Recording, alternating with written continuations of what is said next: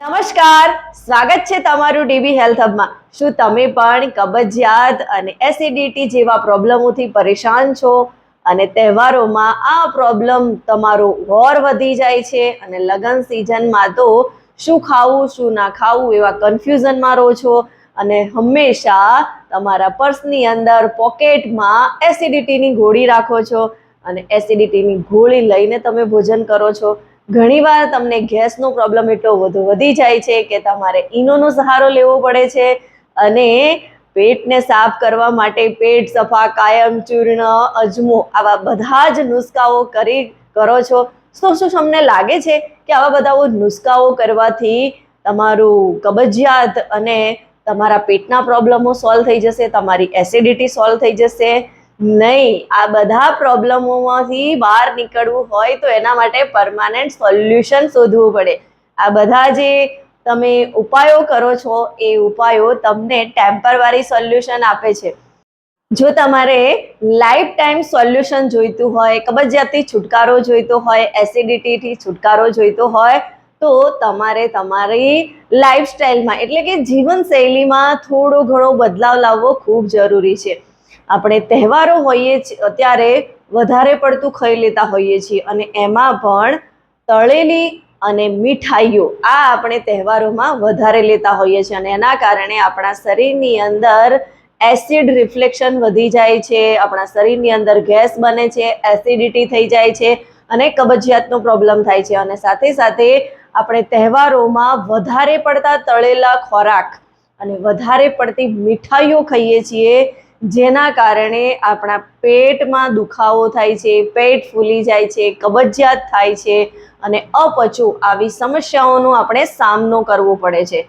અને આ પ્રોબ્લેમ જેવા તહેવારો પતે છે એવો વધારે વધવા લાગે છે। તો જેવા તહેવારોમાં આપણે એન્જોય કરવું હોય અને તહેવારો પછી આવા પ્રોબ્લેમો જો આપણી સામે આવતા હોય, આપણે આવા પ્રોબ્લેમોથી પીડાતા હોઈએ તો આપણે થોડુંક આપણી લાઈફસ્ટાઈલમાં બદલાવ લાવવો ખૂબ જરૂરી છે।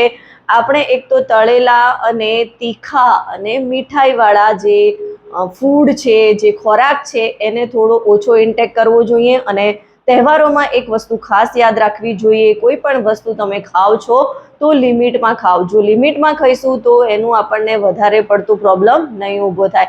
અને હંમેશા આપણે 3 થી 4 કલાકની વચ્ચેની ગેપમાં ખાવું જોઈએ। ઘણા બધા લોકો ખાધા પછી પણ ખાવાનું ખાતા હોય છે તો નહીં, આપણે એક વખત લીધું છે તો બીજી વાર આપણે જ્યારે ખાવું છે ત્યારે 3 થી 4 કલાકની ગેપ હોવી જોઈએ, એટલે કે થોડા સમયના અંતરે ખાવું જોઈએ।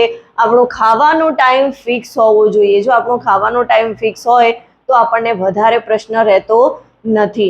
અને પાણી આપણે જે છે એ પુષ્કળ પ્રમાણમાં પીવું જોઈએ। પાણી આપણે વધારે પીશું તો એનાથી આપણા શરીરમાં ગેસ બનવાનો ઓછો થશે, એસિડ રિફ્લેક્શનમાં પણ સુધારો થશે। એટલે પાણી આપણે પુષ્કળ પીવું જોઈએ, પૂરતા પ્રમાણમાં પીવું જોઈએ અને સાથે સાથે આપણે જે પણ ખોરાક લઈએ છીએ એ ખોરાકની અંદર શાકભાજી અને ફળોનો વધારે પડતો આપણે ઉપયોગ કરવો જોઈએ અને સાથે સાથે ફાઈબરયુક્ત ભોજન આપણે વધારે લેવું જોઈએ। જો આપણે ફાઈબરયુક્ત ભોજન વધારે લઈશું તો આપણને કબજિયાત અને એસિડિટી, ગેસ જેવા પ્રોબ્લેમોમાંથી ઘણી બધી રાહત થશે। અને જમ્યા પછી આપણે સૂવું ના જોઈએ। ઘણા બધા લોકો જે છે જમ્યા પછી સૂઈ જાય છે તો પણ એમને એસિડિટીનો પ્રશ્ન ઊભો થાય છે અને લાંબા સમય સુધી આપણે ભૂખ્યું ના રહેવું જોઈએ। ઘણીવાર આપણે લાંબા સમય સુધી ભૂખ્યા રહીએ છીએ અને પછી એક સાથે વધારે ભોજન લઈ લઈએ છીએ ત્યારે આપણા શરીરની અંદર ગેસનો પ્રોબ્લેમ થાય છે, એસિડિટીનો પ્રોબ્લેમ થઈ જાય છે અને કબજિયાતનો પણ પ્રોબ્લેમ થઈ જાય છે। તો આપણે લાંબા સમય સુધી ભૂખ્યા પણ ના રહેવું જોઈએ। થોડા સમયના અંતરે આપણે આપણા બોડીને કંઈક ને કંઈક ખોરાક આપવો જોઈએ અને એ સાથે જ આપણે વ્યાયામ પણ કરવો જોઈએ। કસરત આપણે કરીશું તો આપણે જે પણ ખાઈએ છીએ એ સારી રીતે આપણને ડાયજેસ્ટ થશે અને કેલરી બર્ન કરવામાં આપણને હેલ્પ મળશે। એટલે આપણે જે પણ ખાઈએ છીએ એને બર્ન કરવું પણ જરૂરી છે। એ સારી રીતે ડાયજેસ્ટ થઈ જાય એના માટે વર્કઆઉટ કરીએ અથવા તો રનિંગ કરીએ, વોકિંગ કરીએ, જે પણ આપણને ફાવતું હોય એવું આપણે વર્કઆઉટ કરીએ અને એ સાથે જ આપણે સ્ટ્રેસ લેવલને ઓછું રાખીએ। કેમ કે જ્યારે આપણો સ્ટ્રેસ લેવલ હાઈ હોય છે ત્યારે પણ આપણને એસિડિટી અને કબજિયાતના પ્રોબ્લેમો ઊભા થતા હોય છે. તો આપણે સ્ટ્રેસને પણ મેન્ટેન રાખીશું અને એમાં પણ તહેવારોની અંદર તો આપણે એકદમ રિલેક્સ મૂડમાં, હેપી મૂડમાં રહીશું અને એન્જોય સાથે તહેવારોને સેલિબ્રેટ કરીશું અને સાથે સાથે ભોજનને પણ સેલિબ્રેટ કરીશું અને થોડી થોડી લાઈફસ્ટાઈલમાં આવી જે આદતો છે એને અપનાવીશું તો આપણને કબજિયાત અને એસિડિટી જેવા પ્રોબ્લેમોમાંથી છુટકારો મળશે. ઘણા લોકોને ઉતાવળથી ખાવાની ટેવ હોય છે, તો જો તમને ઝડપથી ખાવાની ટેવ હોય તો એમાં થોડો સુધારો કરો, કેમ કે આપણા ભોજનને આપણે જેમ પાણી પીતા હોઈએ છીએ એ રીતે ખાવાનું છે, એટલે કે ખૂબ જ ચાવીને ખાવાનું છે, ઉતાવળ કરવાની નથી. એક કોળિયાને આપણે 32 વખત ચાવવો ખૂબ જરૂરી છે. એકવાર તમે તમારા ભોજનને વધારે સમય આપીને ખાવાનું રાખશો તો ઓફિસથી તમને સારી રીતે ડાયજેસ્ટ થશે અને ખોરાકની અંદર સારો એવો લાળ રળ પડશે, એટલે તમારું ખોરાક જે છે એ આસાનીથી તમને પચી જશે.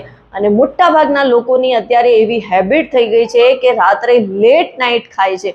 તો રાત્રે મોડાથી ખાવાનું બિલકુલ છોડી દો અને ખાધા ઉપર ખાવાનું તો બિલકુલ છોડી દેવું જોઈએ. જો આપણે આપણી લાઈફસ્ટાઈલની અંદર આ થોડીક બાબતોનું ધ્યાન રાખીશું તો આપણે આ મોટા પ્રોબ્લેમોમાંથી બહાર નીકળી શકીશું. કેમ કે આપણને લાગે છે કે એસિડિટી, ગેસ, કબજિયાત આ નાના પ્રોબ્લેમો છે. નહીં, આ પ્રોબ્લેમો મોટા થઈને અલ્સરનું પ્રમાણ વધારી શકે છે અથવા તો કોલોન કેન્સર તરફ પણ આપણને લઈ જાય છે. તો જ્યાં સુધી આપણું પેટ સાફ નહીં હોય ત્યાં સુધી આપણે લાઈફને એન્જોય નથી કરી શકતા. અને આપણું પેટ જો સાફ હશે તો આપણે દરેક પ્રકારના રોગોથી મુક્ત રહીશું, કેમ કે રોગોની શરૂઆત મોટા ભાગે પેટથી શરૂ થતી હોય છે. અને આ કહેવત તો તમે સાંભળી જ છે કે દરેક રોગોનું મૂળ પેટ છે. તો આપણે આપણા પેટને સ્વસ્થ રાખીશું, પેટ આપણું ચોખ્ખું હશે તો આપણે ઘણા બધા પ્રોબ્લેમોથી દૂર રહી શકીશું.